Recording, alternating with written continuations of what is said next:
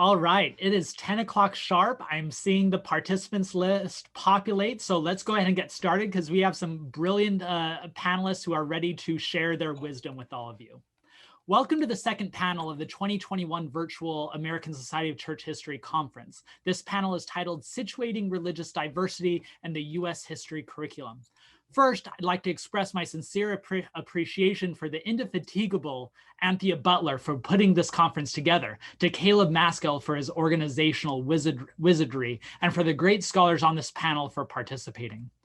When I first moved to Texas, I was well aware of the religious stereotypes of the region.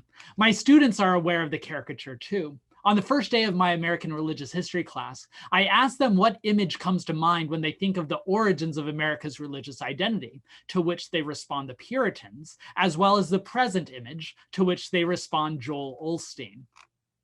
But then I try to make clear to them that America in general, and the Gulf Coast in particular, is filled with a far more diverse religious story.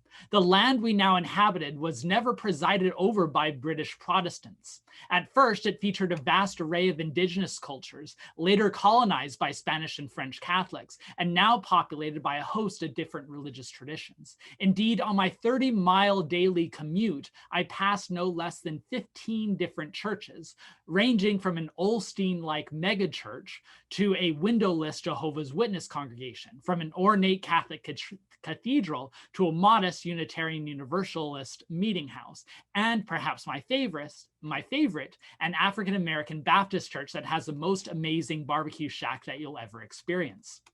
Like many of you, one of the primary goals in my American religious history course is to introduce students to the diversity of America's religious past and present. Today, we are going to discuss how we achieve that goal and hopefully share some tips to improve those aims.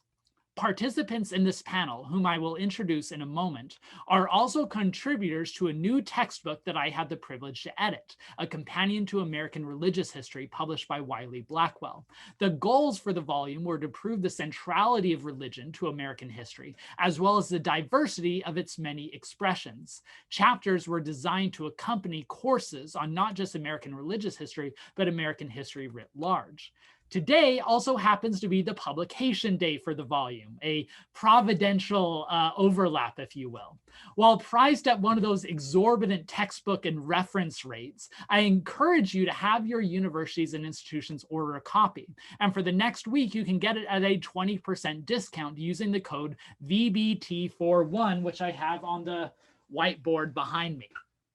I can personally attest that the chapters are filled with brilliant contributions and worthy of your university's expenditure.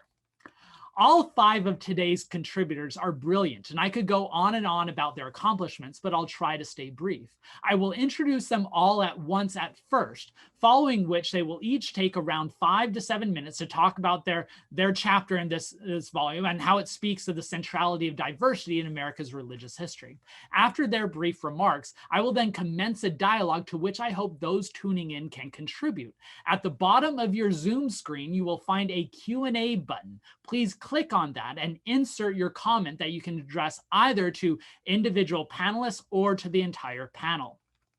First, Richard Bowles received his doctorate from George Washington University and is an assistant professor of history at Oklahoma State University. He specialized in early American and U.S. history, particularly African American, Native American history from the colonial era to 1850. His first book, Dividing the Faith, The Rise of Segregated Churches in the Early American North, was just published 2 months ago by New York University Press. Second, we will hear from Rachel Wheeler, who received her PhD from Yale University and is an associate professor of religious studies at University of Indiana University, Purdue University, Indianapolis. She is the author of To Live Upon Hope, Mohicans and Missionaries in the 18th Century Northeast, as well as a brilliant article, Singing Box 331, Resounding 18th Century Mohican Hymns from the Moravian Archives, which won the Lester Kaplan Award for the best article published in 2019 by the William and Mary Quarterly. Third, Nicole Myers-Turner received her PhD from the University of Pennsylvania and is currently an assistant professor of religious studies at Yale University. Her first, and might I add, brilliant book, Soul Liberty, The Evolution of Religious Politics in Post-Emancipation Virginia, was published by the University of North Carolina Press last year, and it also features an impressive GIS component. She is now working on a complementary digital project, Mapping Black Religion. Fourth will be Carly Berriant, a PhD candidate in religion at Harvard University, where she works on the history of religion and politics. Currently, she is writing a dissertation on United States empire, missionaries, and militarism in the 20th century Pacific, entitled For the Good of Mankind, Marshallese, Missionaries, and Militaries in the Making of the American Empire in the Pacific, 1857 to 1966. She has taught classes on American religion, politics, race, and peace building at Harvard Divinity School, Harvard Kennedy School, and Tufts University. She received her MTS in Religion, Ethics, and Politics from Harvard Divinity School and a BA from Mount Holyoke College. Prior to her studies at Harvard, Carly lived and worked in the Republic of the Marshall Islands. And finally will be Melissa Borja, who is now on her second ASCH panel of the day and received her PhD from Columbia University and is now an assistant professor of history at the University of Michigan, though she currently is a visiting scholar at the Charles Warren Center for American Studies and American History at Harvard. Her book project, Follow the New Way, Hmong Refugee Resettlement and the Practice of American Religious Pluralism, is under contract with Harvard University Press, and she has contributed to a number of other important volumes and projects. So without further ado, let's start with Richard and then move according to the order I just introduced. Thank you, Ben, for the introduction and organizing this panel. Focusing on colonial New England's religious diversity is important and useful because teaching about this diversity pushes against narratives of exceptionalism, especially myths about the United States' origins that dangerously feed into white nationalism. Since at least the 1980s, scholars have understood that colonial New England's unique religious composition included diverse beliefs and practices. But this knowledge has not yet spread widely among Americans. On the contrary, the recent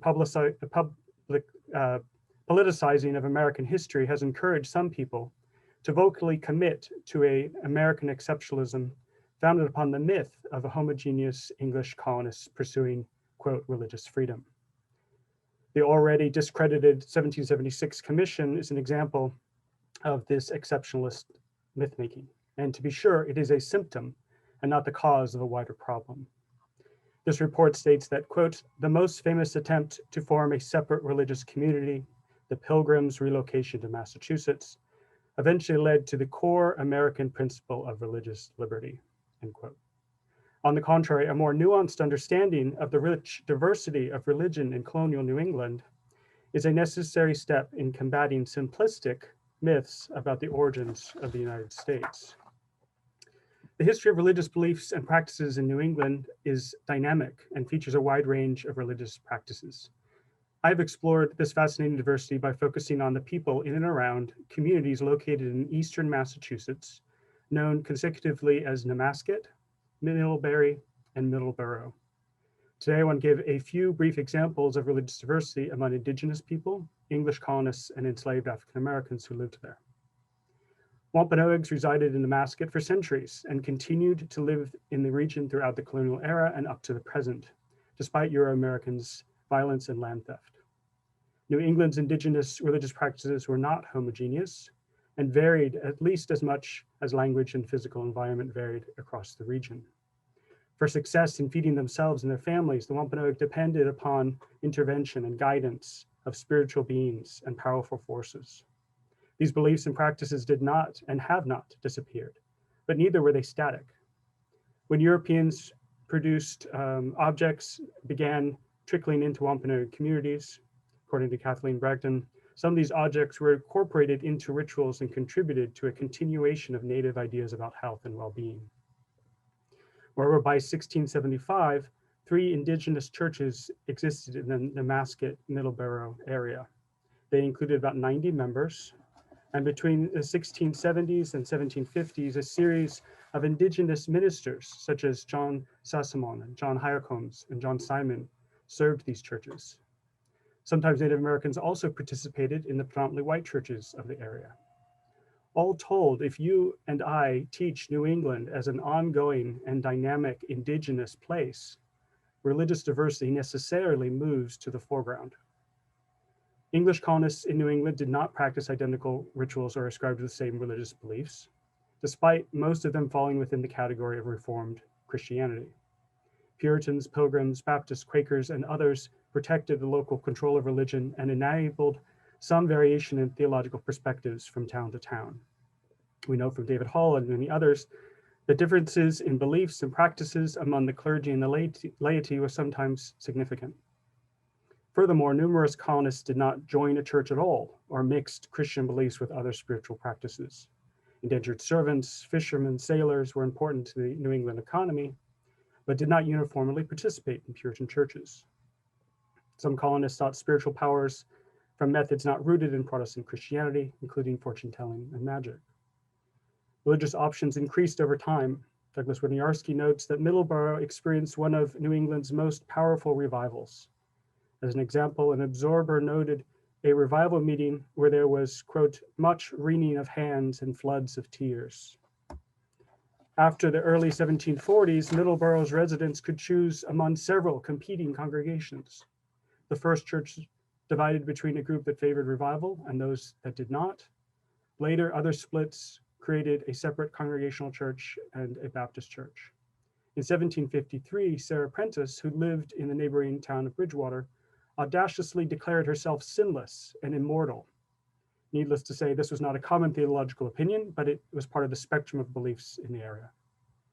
Finally, Europeans imported Africans as slaves into New England during the earliest decades of colonization, and some of them retained West African religious practices, including Islam, Catholicism, polytheistic and non-theistic practices.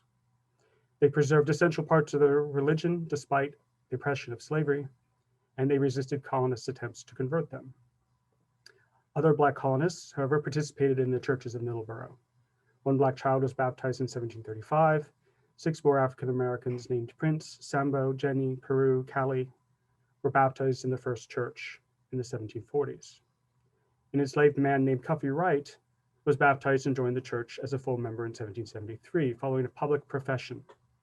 In his profession, Cuffy said that, quote, Christ is precious to my soul. Anna Wright, Cuffy's wife, joined the church in 1796. In her relation, Anna expressed gratitude that she was, quote, born and brought up in the land of gospel light, and my parents gave me to God in baptism, end quote. But she lamented her long neglect to build upon this foundation. Anna described how, quote, the Lord in mercy has, I hope, appeared to me. She found comfort in biblical passages. The Congregational Church of Middleborough did not include the full range of religious beliefs in town, but its membership did include wide enough diversity to include different theological perspectives and some racial diversity. When all the region's people are considered, the history of religious beliefs and practices in New England was dynamic and varied. The religious diversity matters to the extent that Americans think about Puritans and Pilgrims as an important part of their national, religious, or ethnic origins. It is beneficial to trace United States religious diversity back to colonial New England, as well as to other colonial regions.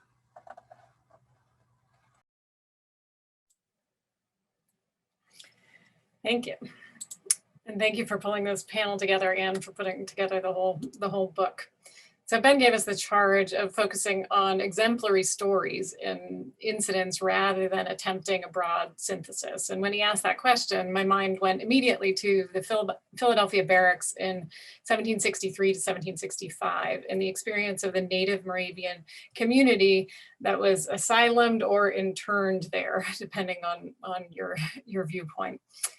So the context was the end of the 7 Years' War, Pontiac's rebellion, there was unrest in the backcountry, defensive attacks by native Delaware and Shawnee on white settlers who had encroached on their lands, increasing hostility toward native peoples within the colonial boundaries, and the Paxton mob threatening to attack and kill Mohican and Lenape Moravians who were settled at Gananoon near Bethlehem, Pennsylvania.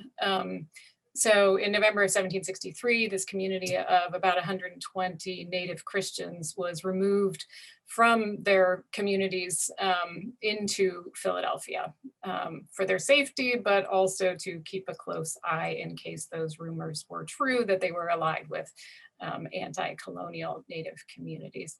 So this story is familiar to many. It makes a cameo in many different studies, often of Native colonial and political political events, but it's also a really important religious story. So the question I asked, my approach here in this chapter was to ask what happens when we tell the story of religion in the middle colonies by starting at the Philadelphia barracks and working out there from there.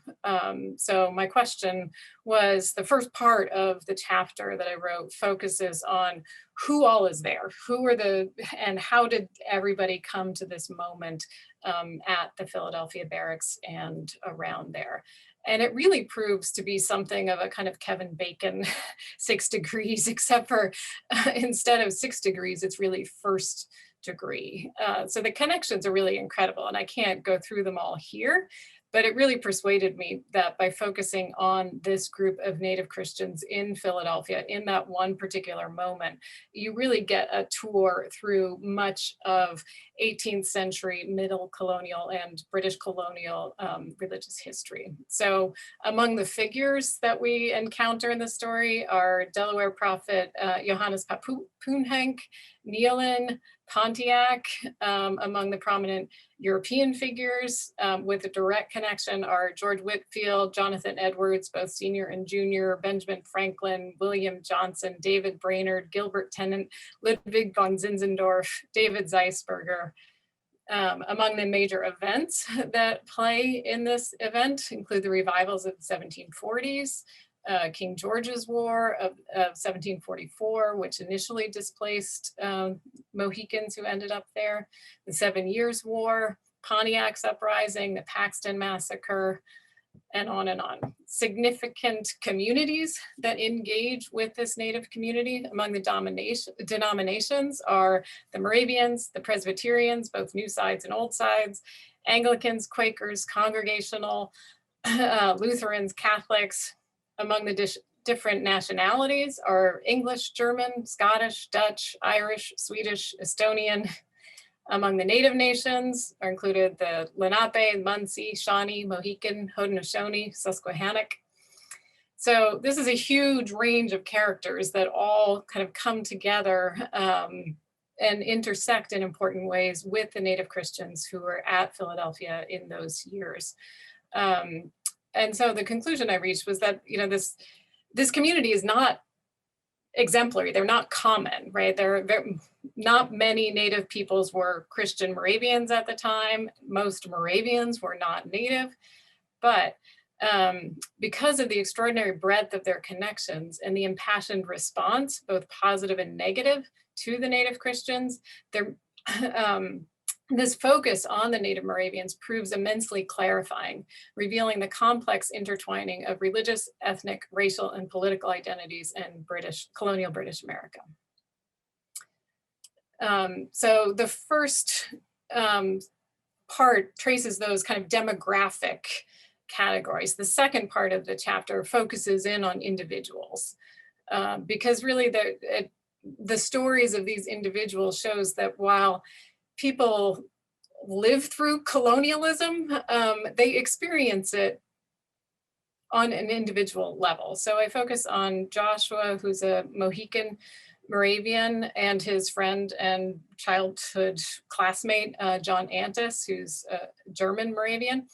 And I also focus on Elizabeth, who is a Shawnee woman married to a Mohican man, and Margareta. And she was also from Stockbridge, so that's where the Jonathan Edwards connection comes in. And Margareta, who was the wife, she was part of a missionary pair. And she was Estonian, and she had traveled to the colonies, and then also to St. Thomas, where she had served as a missionary. So these experiences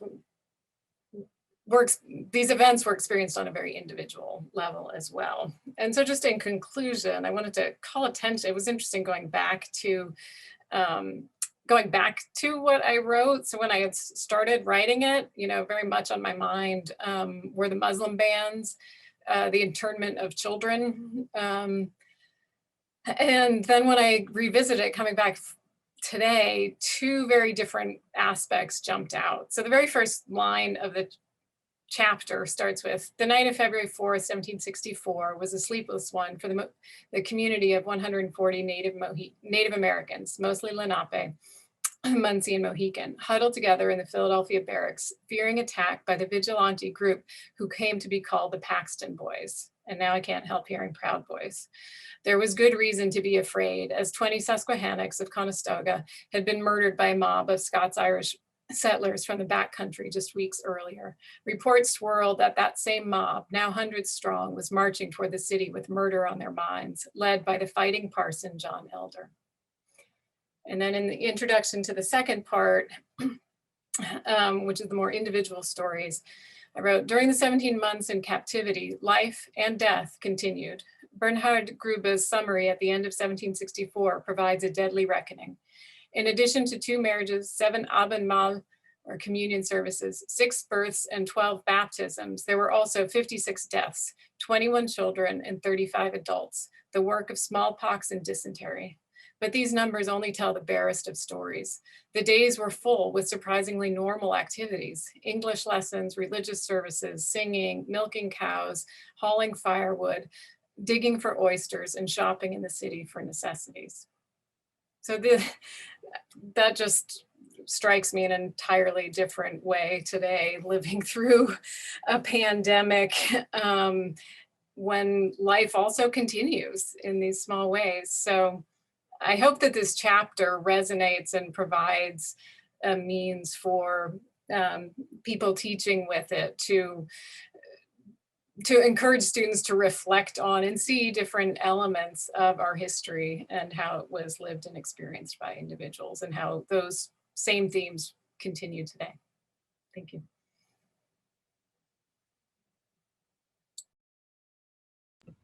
So I just want to continue the echoing of the thanks to Ben for organizing the volume, and also for the panel, and to my panelists for sharing your great work today.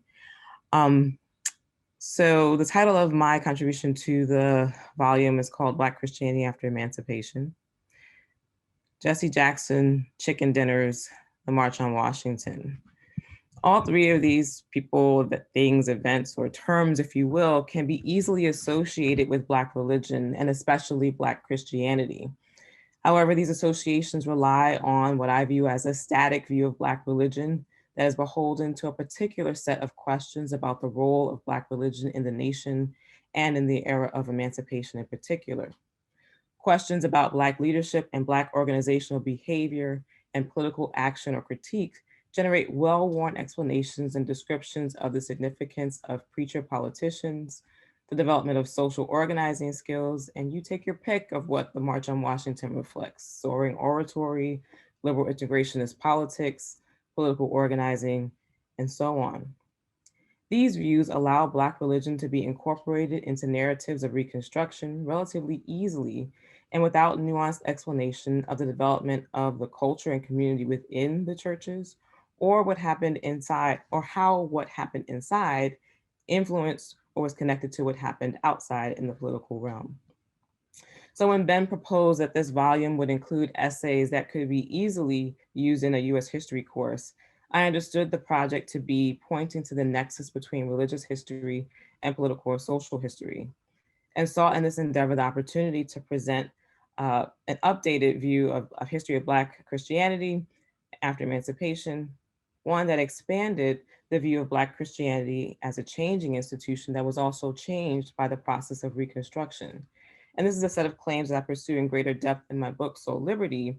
And I think, and a set of claims that also reflects, I think, a broader turn in the scholarship of Black religion to highlight more of the diversity and nuance within Black religion. I have in mind works by scholars like Curtis Evans, Barbara Savage, Sylvester Johnson, Anthea Butler, our own ACH president, Laurie Mathley Kipp, Judith Weisenfeld, and so many others. Additionally, depicting Black Christianity as changing and being changed in the context of Reconstruction was an important aim because it seemed to me that Black churches tend to be depicted as unchanging in their work. And so when I wrote in the essay that, quote, churches were primary sites of organizing that provided spiritual and moral guidance through which Black people made sense of their struggle. Through these churches, free Black and free people found resources for resilience in what was still a mean world of violence and labor exploitation. They built community networks of accountability and support, resolved conflicts between themselves, and interacted with missionaries and fellow believers in a constant battle to recognize Black humanity. I sought to call attention to a broadened view of the role of Black churches in Black community.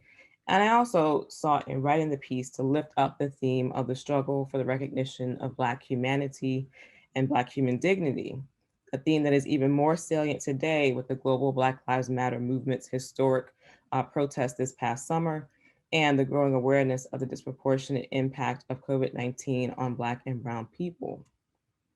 So to offer this nuanced view of Black Christianity after emancipation, I use both a race and gender analysis of the developments inside and outside the church. I start with a brief synopsis of Black religion before emancipation that establishes Black religion as inherently political for the ways it challenged the lie about and denial of Black humanity that supported the institution of slavery, before shifting to the inside-outside depiction that shows how Black churches were changing inside and developments outside of the political landscape. This race and gender analysis highlights the development of the political role of the preacher and suggests a new way to think about interracial cooperation and separation outside of the church. So first, the first section deals with this analysis of the performance of gender. And by looking at gender analysis within the church, it allows the roots of the preacher-politician model to come into clearer focus as something that was gendered.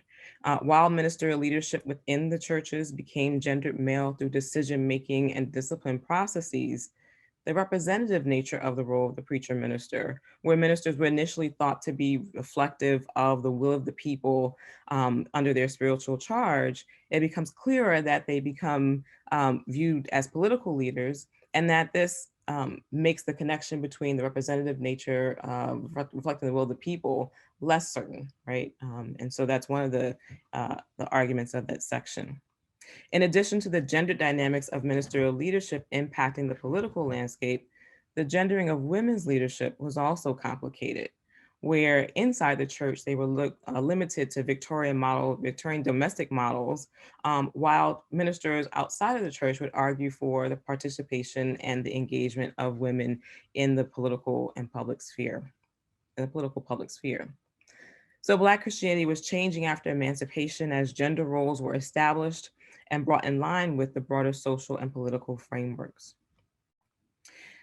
Performing a racial analysis of the developments outside of the church highlighted the relations between Black people and white missionaries and the development of what some came to call accommodationist and protest politics. And these concepts tend to map onto integrationist or separatist practices in churches, or the integrationist or Black nationalist practices out in the political sphere.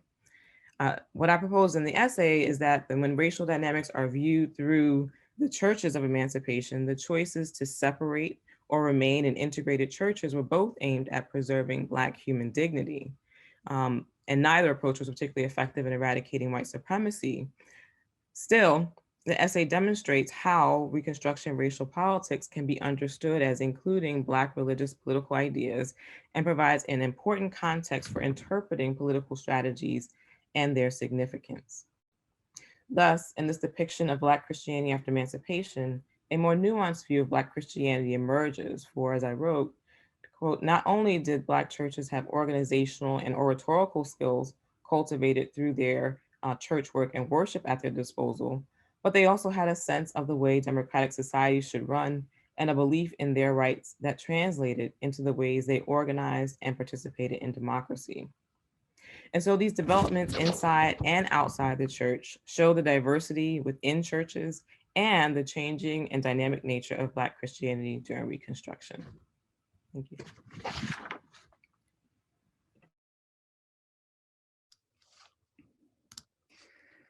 Hi, and thank you to everyone who's able to be with us today. I'm imagining us all jammed together in a tiny conference room in a hotel somewhere.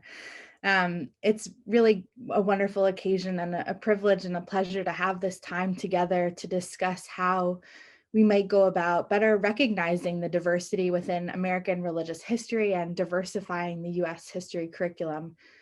I first also want to express my gratitude to Ben for putting together the Companion to American Religious History and for organizing this roundtable, and to express my appreciation and my admiration for all of the really remarkable scholarship that's been done by the other folks on this panel. My own work engages the Pacific and the imperial turns in American religious history from the perspective of the Marshall Islands, a chain of low-lying atolls and islands spread across almost 1 million square miles of ocean and situated in the northern Pacific, roughly halfway between Hawaii and Australia. Following World War II, the Marshall Islands and the Marshallese people were occupied by the United States as part of the United Nations Trust Territory of the Pacific. For context, the Trust Territory of the Pacific, which the United States held between 1947 and 1986, was larger than the contiguous United States. Tasked with the responsibility of protecting the land, the natural resources, and the people of the Marshall Islands, the United States detonated 67 nuclear weapons there between 1946 and 1958.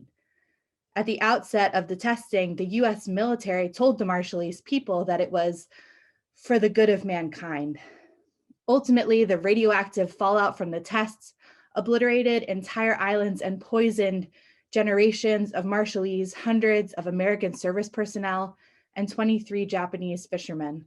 The testing also enabled the United States to study the short and long-term impact of radiation on Marshallese people. My contribution to this companion focuses on the United States military's removal of the Marshallese people who lived on Bikini Atoll, and the ways in which the Marshallese experiences of displacement cast into sharp relief the discourse of what I call atomic exceptionalism, this belief that the United States' atomic power, which was unique among nations at the end of World War II, the idea that it was a divine providence, that is evidence of God's favor. And this exceptionalism was articulated by political and religious leaders in the United States as well as in the Marshall Islands, and it underpinned the United States government's actions in the Marshall Islands. This essay comes from a larger dissertation project that I'm working on, which examines the relationships between Marshallese American missionaries and the United States military in the Pacific during the second half of the 19th century and the first half of the 20th century. In my work, I look at the role that's played by religion and religious actors in the spread and the justification of US empire. And I seek to challenge the dominant periodizations and the spatial and discursive formations of the United States and US empire, particularly those that depict the Pacific as a monolith, as a frontier, as a border, or as just some vast empty space situated at the periphery of the United States and its historiography. My work seeks to remap American religious history by demonstrating the interconnectedness of Marshallese and American religious and political discourses and identities, while also taking into account differences of political, economic, and military power. I believe that by exploring the interactions between Marshallese missionaries and military personnel, my work challenges common historical periodizations, geographies, and processes of American evangelism and American imperialism. I guess my work asks, what is American religious history from the perspective of the Pacific Islands and the Pacific Islanders who became a part of the United States' empire during the post-World War II period, an era that was marked by globalization or by decolonization globally, right? What are the conditions of power that have rendered these histories and these people largely invisible in American religious historiography? And what are the material and the political consequences of this invisibility? For me, an important component of history is accountability. That requires listening to and centering the voices of the people who are most impacted by American policies like nuclear testing. Today, the environmental, the health, and the spiritual legacies of the United States nuclear testing and policy decisions in the Marshall Islands are ongoing. The Marshallese continue to advocate for reparations for the nuclear testing, while the United States has largely denied further responsibility for the environmental destruction, for the cancers and the genetic defects, and for the trauma that continues to reverberate throughout the islands. The United States continues to conduct missile tests in and around the Marshall Islands and continues to operate a military base there. In addition, climate change, Okotokin Medjitoto and Marshallese, is rendering the islands increasingly uninhabitable, which is leading significant numbers of Marshallese to migrate to the United States, thereby ensuring that the histories of the Marshall Islands and the United States remain entwined. As teachers and as historians, how might we challenge the methodological manifest destiny, as someone like Tisa Wenger might say, that leads so many of our students to assume that the current construction of the United States was and is inevitable, rather than fluid and in flux? How might we unsettle the boundaries of what our students think of as America and what they think of as abroad? And how might we revisit the role of religion and religious actors, as well as our role as historians and teachers in remapping our American religious history? I'm looking forward to your questions and to further conversation. Thank you.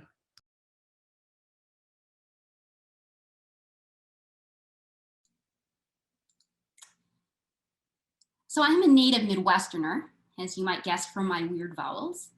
But until a year and a half ago, I actually lived in New York City, in the East Village.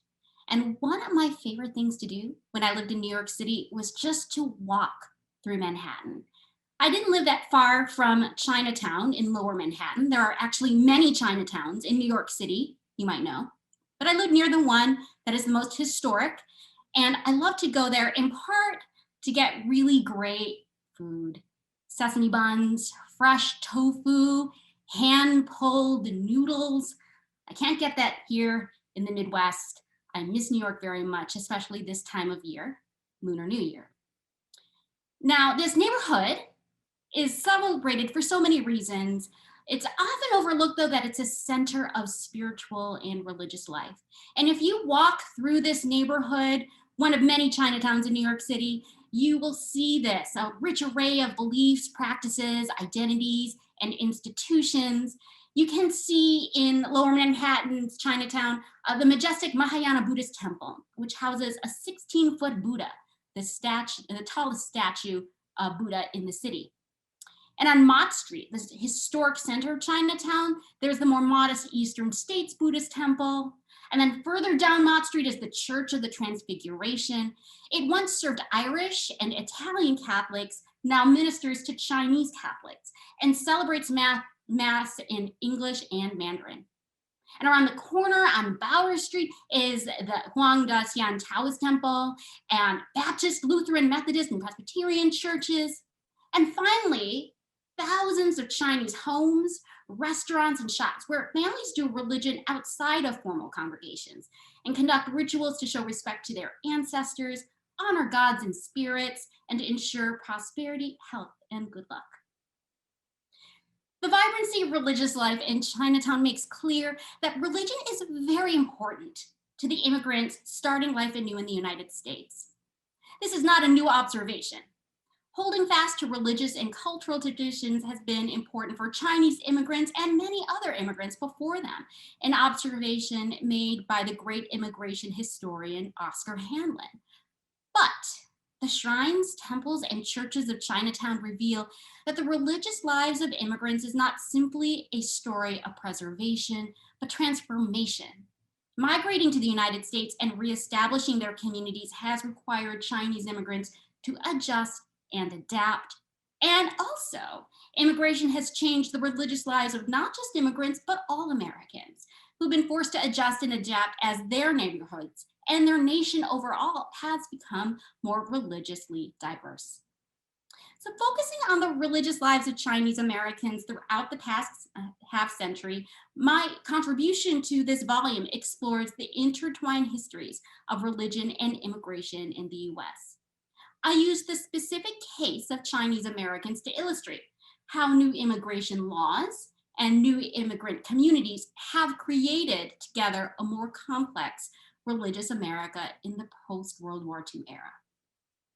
Now, I want to point out just 4 basic ways that immigration has mattered for religious life in the past half century.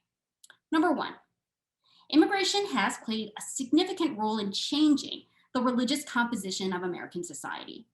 Historically, immigration laws have functioned as an instrument of racial exclusion and also religious exclusion.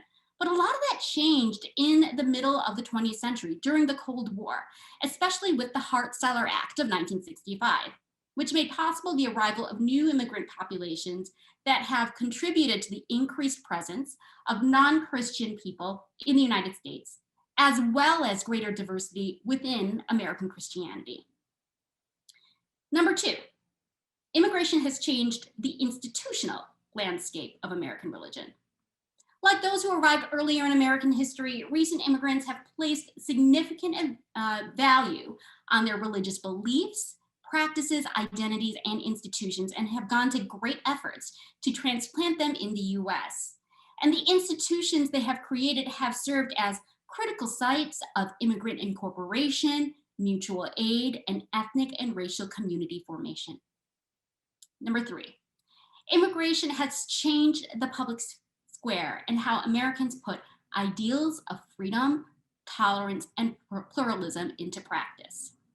As immigrant communities adhering to minority religious traditions have become more established, they've also become more vocal and assertive in insisting on rights, respect, recognition, and representation.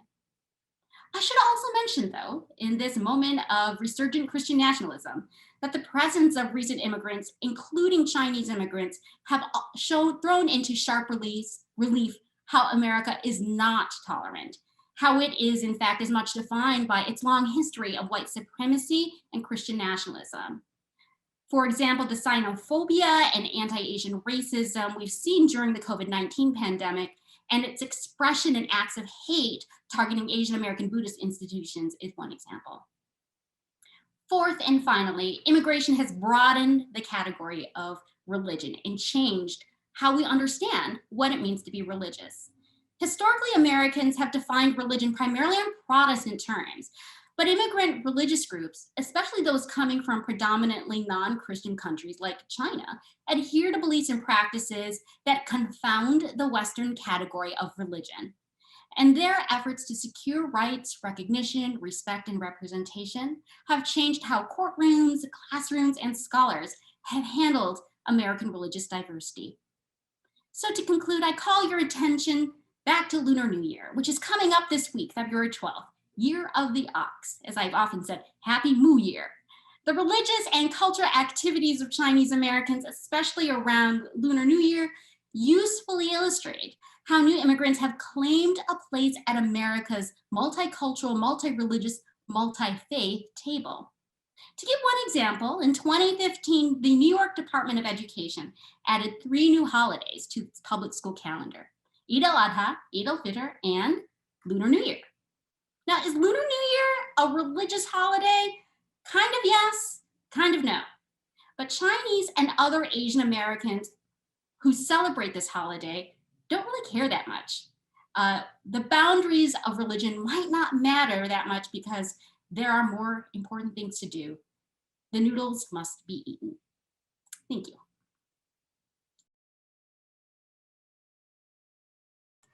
I'd like to thank the panelists for their very wise and provocative words.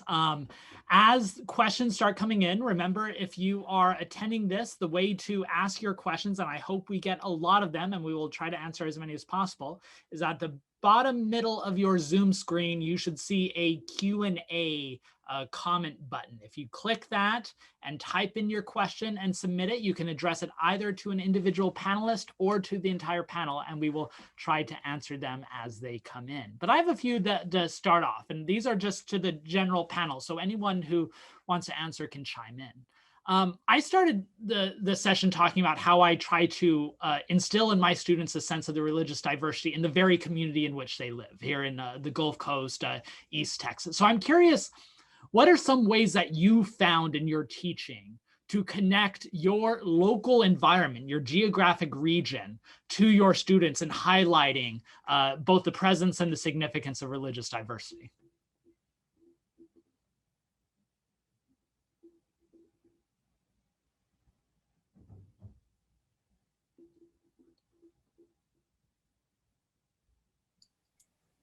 I'll jump in if nobody's going. I think this is a pretty standard assignment, but I've added a little bit new twist to it recently. That I have students do a family religious autobiography, but now include within it some, kind of mapping and looking around their neighborhood. So the other component is to combine it with creating a Clio entry, so where they do research on a religious institution that is not their own, but that is nearby. And then they have to fit both of those stories into, kind of place them into a larger narrative of American religion. So in both cases, they're kind of tangible and close to make it feel real and connected to them. I think neighborhood activities are really powerful, and helping students see the presence of religious communities in the landscape around them. But I've taught religious diversity courses in two different contexts. Once when I was at the College of Staten Island and also at the University of Michigan, very different contexts. And I have found that it has been very productive to encourage students to think about how different religious communities are engaging in specific issues. So how are they working together to organize around immigration justice, economic justice? And that, I think, has been an opportunity to illuminate convergences of shared commitment, but also differences in a way that's productive, and to help them think about the opportunities and challenges associated with coalition building.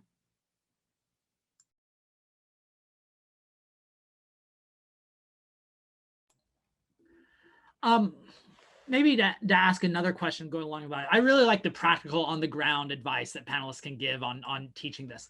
Have you, as you've been teaching American religious history over the years, what are some of the key texts that you found work really well in the classroom in introducing students to the importance of seeing religious diversity in America's past?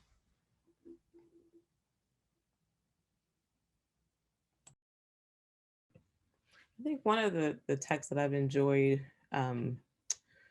working with students on is a particularly difficult text, but an interesting one nonetheless, is David Walker's Appeal. And using that particularly in context where I've had students be, usually it's in the context of talking about African-American religion and a skepticism about Christianity as, kind of the tool of the oppressor, and to really kind of go carefully through at least one of the articles of the appeal and to talk about the ways that David Walker, how he critiques Christianity, how he, thinks about the Bible, how he mobilizes the Bible as a critique of the institutions in the United States. And so for me, that, like I said, it's a challenging text, but I think it's a really great one to open up some of our contemporary ideas about what religion is and how it operates in Black communities, and then also to bring it to a really historical point of thinking about how religion was operating in the lives of African-American people, in that case, in the early 19th century. So that's one of my favorites to work with. And to echo Nicole, I agree with using the Walker text. It's really fantastic. I also put it sometimes in conversation with Pequot William Apis, who about the same time, both pulling from Methodist tradition, and both in many ways reversing the categories and the language of Christian imperialism, right? Saying that the true Christians are indigenous and Black, and that white Americans are the ones that need to convert to avoid God's judgment.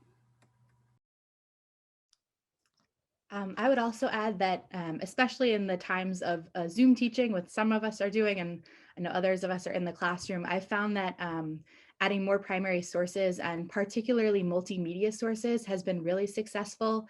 So for example, when I teach about the Marshall Islands and nuclear testing, I like to juxtapose a video that the United States military produced in 1946 as a newsreel called Bikini Atom Island, which portrays the removal and the displacement of the Bikinians from the Marshall Islands.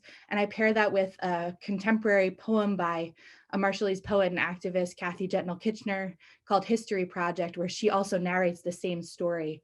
And I think that, combining primary sources, especially when there aren't necessarily a robust amount of secondary sources on the material, can be a really helpful way to bring students to the history that we're trying to introduce them to.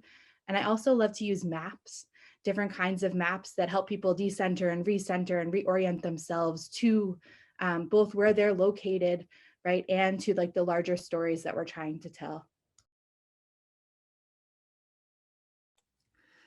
Thank you. We're getting a stream of great comments and questions coming in. One question from Charles Maxfield. Can you comment on the role of utopianism in contribution to our diversity? Not only Winthrop's city set on a hill, but all those who left Massachusetts Bay and Plymouth and through the years to the present. I like this question because it goes along with what I was just discussing with my class just yesterday in my American Religious History class, that you look at Winthrop in these sermons and it's always predicated, and I think this legacy lives on in America. It's always predicated on this idea of unity, right? That America is going to be this united city. But within those visions, there's always, seeds for the eventual diversity and dissent and competition. So anyone want to take that on? What is the role? How do we deal with both the centrality of utopianism and communal homogeneity in the American vision, but on the one hand, and also diversity on the other? Rachel, go for it. Yeah, so I'm going to shift it back a little bit towards my, the topic I was just talking about, these Native Christians. And because one narrative arc that I try to, tell in that story is how there was at one point this possibility that some Native peoples and some European Christians envisioned that there could be a community together, right? And so that's a kind of utopianism. And that falls apart. And I think it falls apart based on perceptions of security, right? When there are fears, when there's a sense of threat, right? That's when suddenly any possibility blows up. And, within this particular story, you see on the side of Native peoples, the coming movement of the Shawnee Prophet, and on the side of European Christians, some saying, no, you can't be, to be Christian means you are not Indian, kind of this shoring up. So it seems like this more open utopian vision rests so much on the absence of a sense, real or, however real it is, but a sense of that kind of existential fear. So when that kind of existential fear is provoked in some way, then those utopian visions are out the window.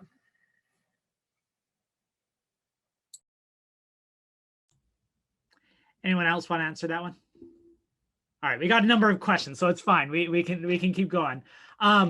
One, there is two excellent comments from someone who brought up the example of like Juan de Padilla, a Franciscan who accompanied Coronado and was killed in 1542 near what is now Council Grove, Kansas, and brings it up as an example of affecting the traditional timeline of our chronology of American religious history, because this takes place 60 years before Jamestown. So I'm wondering if any of you have any thoughts on ideas on how to expand or transcend the general chronology of thinking about American religious history.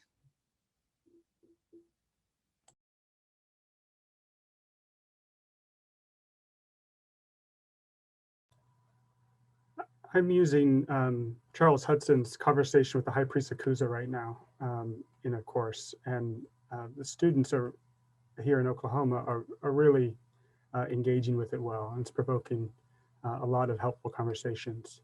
And so for me, that's this place where we started, one of the places we started, before we got to any sort of Protestants or any of the later topics.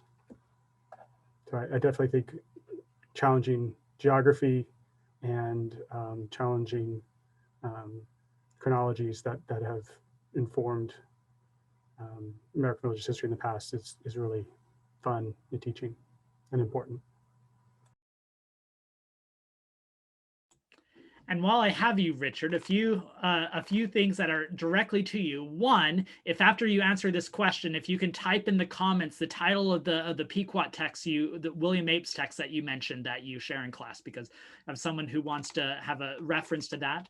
And second, Catherine Breckus asks, since the 1980s, historians have tried to decenter the New England Puritans and to highlight the religious diversity of New England and the colonies more generally. But Christian conservatives seem reticent to this message. Looking at my copy of the American Patriots Bible, which was a gift from our own Carly, I see that New England Indians are described with derogatory language as pagan. Is the resistance to viewing New England as religiously diverse a sign of a larger resistance to viewing Native American religions as religious? I definitely think so. I think the definition of religion is certainly definitions of religion that students have when they come into the classroom. It's really important to understand the definitions that students have of religion when they come in. And I try to make a point of saying and being really explicit about how we're going to define religion and how we're going to find Christianity, for that matter. And being clear that for the purposes of this class and this classroom, these are the shared definitions that we need to use for us to be able to understand the past. And I think it's helpful. Obviously, we want to avoid and move away from language like pagan, as was addressed in the question. I do think it's important to also bring in people like William Apis and Samson Olcombe and others who called themselves indigenous and Christian and defined both on their own terms, and to allow their voices to come through in the classroom and to have students seeing Native Americans who embraced and reshaped Christianity. And I think that helps with that challenge as well.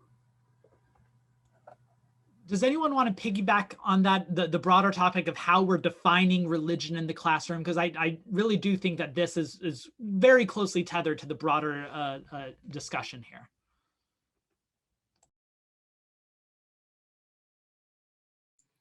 So I brought that up a little bit at the end of my prepared remarks. And I think the question of what gets to count as religion needs to be presented to students as very contextual, very politically contested, both when events are unfolding and when historians are doing their interpretation.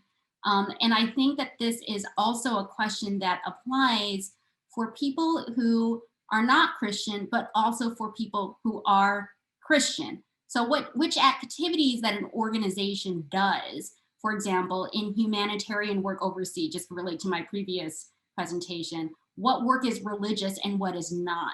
That's a question that matters to Christian people, and it matters to whether or not Native Americans or Hmong Americans or Chinese Americans are seen as having a legitimate religion. So I think one thing that is mind-blowing to my students when I teach them about religion is I begin by saying, religion isn't what you think it is or what you've been taught. I teach first-year students often in a seminar about religious diversity.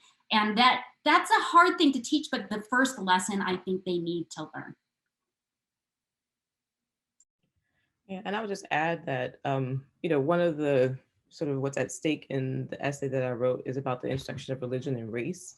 And that's sort of what I heard also in the question that was posed, because it's like, so what's at stake in sort of trying to deny the religious identity of Native Americans in the same way, or similarly, I think about how Black people, how religion is used to racialize Black people, right? And so, and to, sometimes cast Black people as, sort of super religious, less, sort of intellectually engaged, all these kinds of things. And so to really kind of tease out how religion and race are intersect.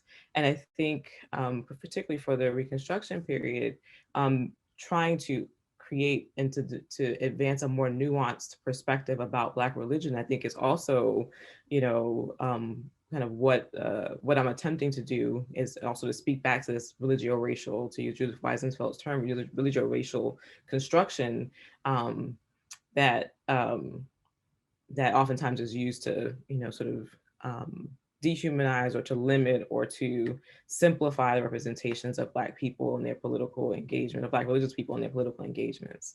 So I hear in that question more for me about the sort of religion and race and how they intersect. Carly, I'm wondering about your work specifically, because a lot of people wouldn't think of, the atomic bomb controversy as being central to American religious history. So I'm wondering, but obviously it is. And so I'm wondering how you respond, especially how you teach students to think broader about what counts as these major religious moments. Absolutely. Yeah, that's a great question.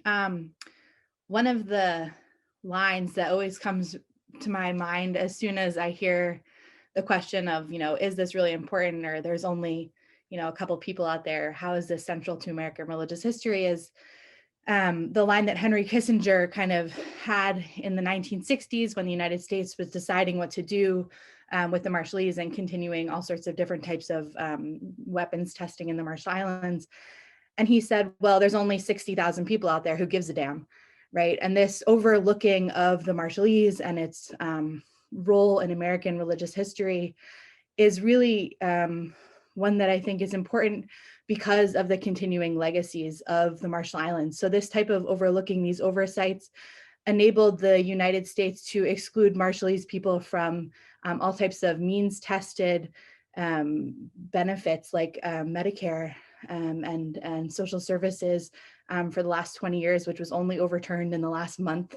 And so I think that it's really important, again, like I'm looking ahead at Tisa's question about avoiding celebratory narratives of liberal multiculturalism. I think it's really important, again, to center the voices of people who aren't necessarily white Protestants and white Protestant men, because I think it gives us a very different understanding of what American religious history is and who Americans are and who gets to tell that story. And I think that, having power at the center of our conversations is a really important one, and one that we need to contend with. And I also just wanted to add as well to the comments that Nicole and Richard were making about race and religion and religious authenticity, which was my way of thinking about the category of religion. One of the assumptions that a lot of my students often make is that, people who are converted, or people who convert to Christianity, for example, can't be authentically religious because of conversion, right? They have this assumption that the only authentic Christians, in the case of the Marshall Islands, are the white Christians who bring Christianity there, right? And the authentic Christianity is that Protestant Christianity that comes from New England. And so I think, thinking about these relationships and these encounters and these power dynamics, the way in which Christianity is, a universal religion, but it's not necessarily an equitable religion, is a really important one. And so I like the context of the Marshall Islands and these stories about missionaries, because it enables us to think specifically about these dynamics and the ways in which they've been enacted over time. Excellent. And that's actually a good segue. Let's bring up Tisa's question, because I hope a lot of you have some smart comments on this very smart question. I think a lot about the implicit narratives in our survey classes and texts. In teaching about religious diversity, which is so important in the way all of you are saying, how do we avoid, and parentheses, and problematize an implied celebratory narrative of liberal multiculturalism? I find that students are especially impatient with such narratives these days, given the obvious power and presence of white Christian nationalism today.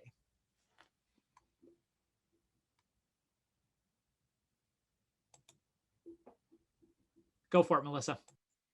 Lots to say about this, but first of all, I am curious where Tisa finds these optimistic people, because I don't know these optimistic people. I am, I think teaching students who primarily emphasize the bad things that are going on. And this might be an institutional context. I'm often teaching in ethnic studies programs where the conversation might be different. There isn't a celebratory narrative.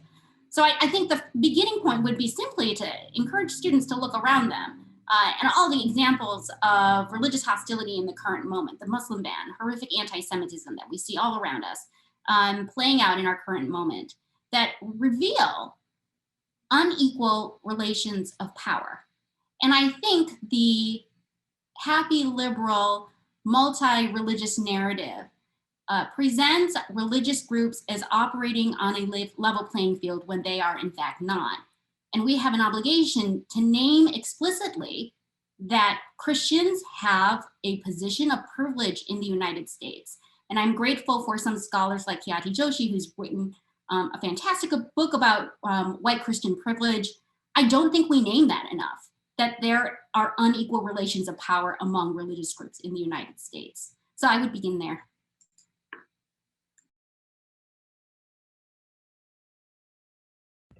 So I was just peeking ahead, and I see Brandon Bain's question also connected to this, kind of what is the kind of language that we should use. But I guess I would also echo what Melissa is saying about sort of incorporating these analyses of power. I mean, I think that was, definitely why I sort of leaned on thinking about the critical analysis of what's taking place to unearth the power dynamics. For my case, in Black religious communities, that there are still ways that we have to talk about gender and gender inequalities and family dynamics and all these things. And I think that, to me, is the answer, is to talk about and to acknowledge that there's power, and then to do the power analysis that's part of the stories. And just again, nodding to Brandon's question about sort of using language of decolonialism and anti-racist religion. I don't know, I have to think more about the answer to the question, but I think even having those terms as frames for our analysis would be helpful.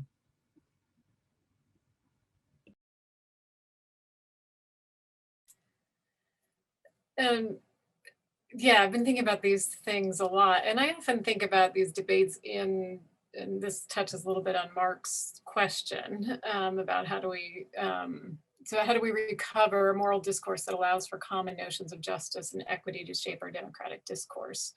And I think those two are related. I think one response to Brennan and Tisa's questions, or to these issues, this major problem we have with white Christian supremacy is kind of a response, well, this is who we've always been, right? And that's true, but it's not always only who we've been. So I feel like what we need is a discourse about America that is like a theological fight, right? Like we're fighting for what counts, what is American, and we're fighting against a faction that wants to see a particular vision of America. And that's why, in my teaching, I find it particularly helpful, the case of the Native Christians. And I often come back to this one incident where the Stockbridge Mohicans had, formed a New England style town. They were being, they were doing all of the things. And, Ephraim Williams comes in and builds a house on the land that had once been Housatonic Mohican lands, was then re-granted to them as part of the township of Stockbridge. And Ephraim Williams comes and builds a house on their land. And so the Stockbridges petition the Massachusetts Assembly, and the Assembly takes it up, and they say, well, it would be inconvenient. He's already built his property, so we're going to let him have that. And here you can have this worse land over here. And that's the kind of thing that, I keep thinking of that incident these days and the different responses between, to Black Lives Matter and the mob on the Capitol, right? That we can have these in place, but until we understand these ideas of justice as applicable to all. And so I don't know, I'll stop there, but I feel like our political discussion is a theological one, and we need to treat it that way.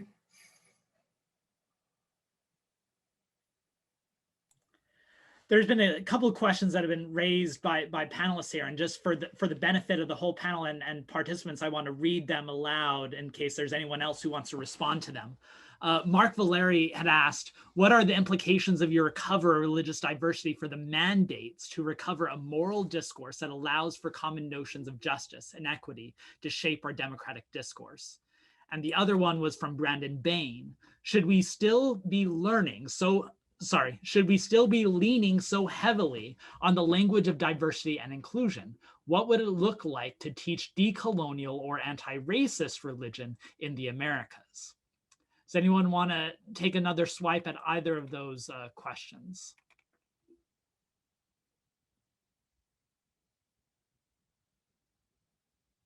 Yeah, Nicole.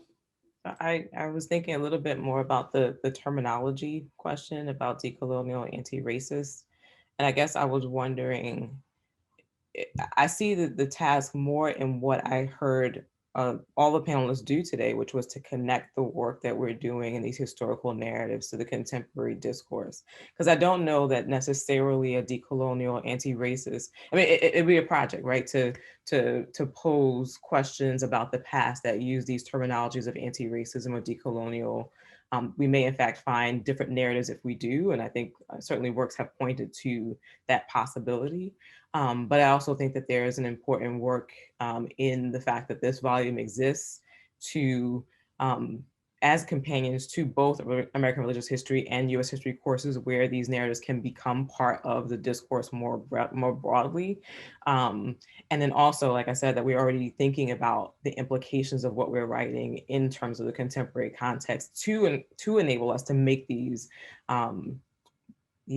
sort of richer analyses that we can stop saying, well, this isn't who we are. Well, no, of course it's who we are, right? Like we have these sort of broader narratives that include all the messiness of American religious life as part of the sort of larger landscape. So I guess those are my thoughts, that the terminology may not be entirely appropriate, though I think it's worth investigating.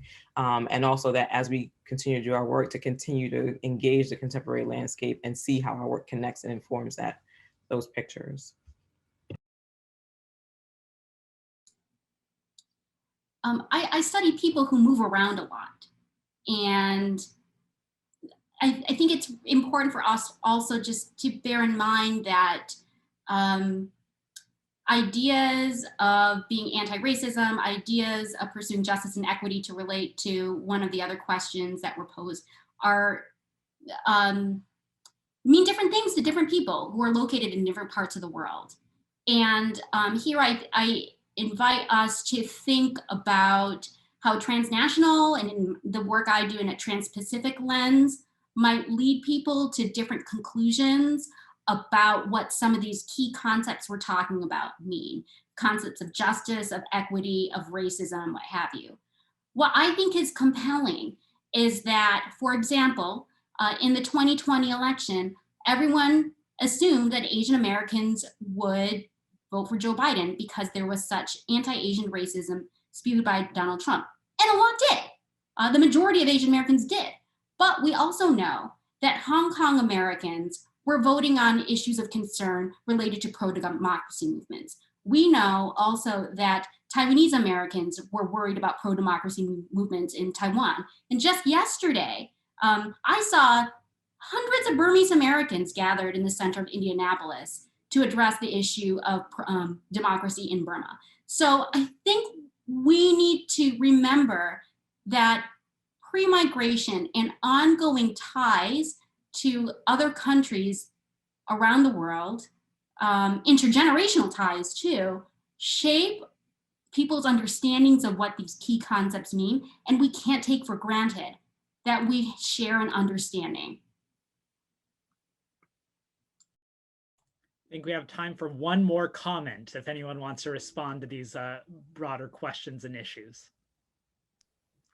One thing that this conversation about decolonial and anti-racist histories and teaching is making me think about is just the ways in which these are processes that are ongoing, right? And so thinking about our periodizations, right, and our verbs in a more robust way, I think can really help us reposition how we think about the United States in relation to other people and other places and people and places within the United States.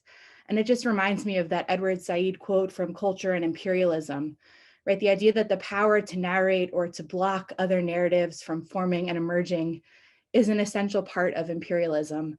And so I think that if we are hoping to be part of a decolonizing process or a decolonial history, it's imperative that we ask ourselves as teachers, right, what we're doing to narrate other narratives and what we're doing to block other narratives from forming and emerging, right, and how we're inculcating those ideas and those questions in our students. And that is a wonderful note to end on. I'm going to mimic the standing ovation I'm sure the attendees would give. I want to remind everyone that the next session of the ASCH virtual conference takes place in 15 minutes, a session in remembrance of Edith Bloomhofer. So please make sure to log into that. It's going to be wonderful. Otherwise, enjoy the rest of the conference. And thank you again to everyone who made this possible.